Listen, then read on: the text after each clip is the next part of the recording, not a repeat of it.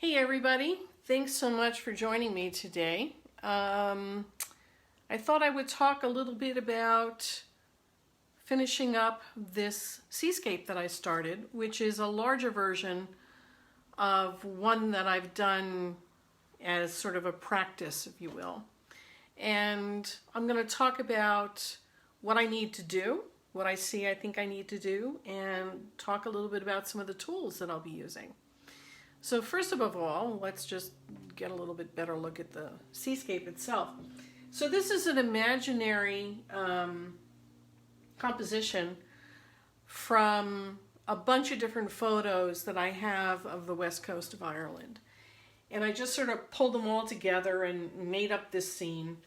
And so when you're working from your imagination and some reference photos, it gets kind of tricky because you need to make sure that the light is all coming into and from the same direction, and the light is coming from this direction. So as the light is coming from this direction, I got to figure out a whole bunch of stuff. So as you can see, this side of the lighthouse is a lot brighter, as is this top of the hill and here, compared to the rest of this, which is in shadow. And what I need to do is I need to add the shadow of the lighthouse coming down along the backside here. And this is part of the shadow that needs to be adjusted that's appearing on the water because, as I said, it's coming from this direction. Another thing I need to do is this hills and sort of higher country in the back. In order for it to go back further and to show the atmospheric perspective, I need to take it down. It needs to go lighter and even cooler than I currently have it, which is being done in blues and purples and grays. So I need to take that back a little bit. The other thing I need to do is I need to work on the beach here. This needs to be a deeper carved in beach so that you can see the curve of the sand, the way the beach curves. This little strip is coming from one photo. And I want to get that a little bit more acute so that you can actually see, and we can get a little bit of wave action in here, and you can see some little waves as they lap along the shore.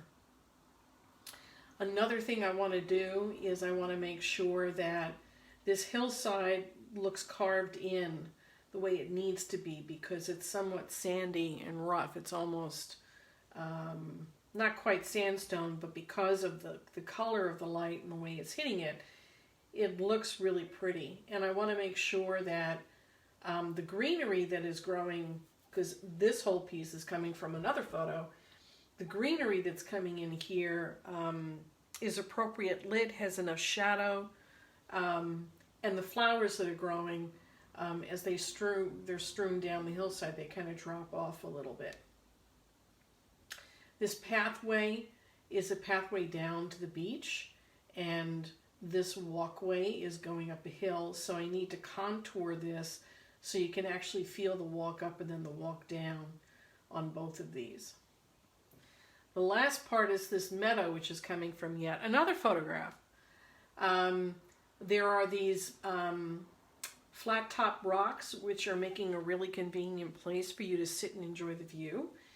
And there are wildflowers that are growing within these wild grasses and ground cover. So I want to bring that out a little bit more and tone this green down a bit. This is all in the light because, like I say, the light is coming down this way. And although the lighthouse is shading this way, it's not touching this at all. This is bright light and it's up higher. This is carved down. So this is sitting up high, almost at a level, same level as this. So I want to get it up a little bit high, make it look that way, and adjust some of this around here. This has a nice 3D effect. I'm actually pretty happy with what I call the value map. And the value map means that the relative lightness or darkness of the colors as they're placed to one another is working well. The only adjustment I really want to make, as I said, are the hills in the back here. I want to push them back a little bit further by not making them as bright, softening them a little bit. So some tools I'm going to use, because I'm going to do a time lapse on this and post it a little bit later today, are some interesting things. Sometimes when I make a mistake, you'll see me brush something out, and I may use a really stiff small brush like this, or I may use a bigger, softer brush that's shaped like this to brush out the pastel, so that I can reveal more layers and get rid of some of the layers if I don't particularly like the way they're looking. I may also use sponges to actually lift some of the soft pastel to pull it off of the paper so that it reveal more of the sanded surface so that the pastels will adhere to it better. Another thing I might use are different tools like this. You can see it's kind of pointed on the end. It's made of silicone. And what that allows me to do is to push color on the canvas and lift it up and maybe move it somewhere or smooth it. And I have different shaped ones depending upon what I'm trying to do and the section in the area that I want to work in. And last but not least, there's the art of what we call lost and found edges, which is the sharper something is in a painting, the more your eye is going to be drawn to it, simply because it's sharp and our eyes are attuned to looking for the sharpness in the landscape. So the focal point, which is this lighthouse, is going to remain sharp, but the rest of all of this is going to need to have very soft edges so that you see it, but your eye doesn't stick there.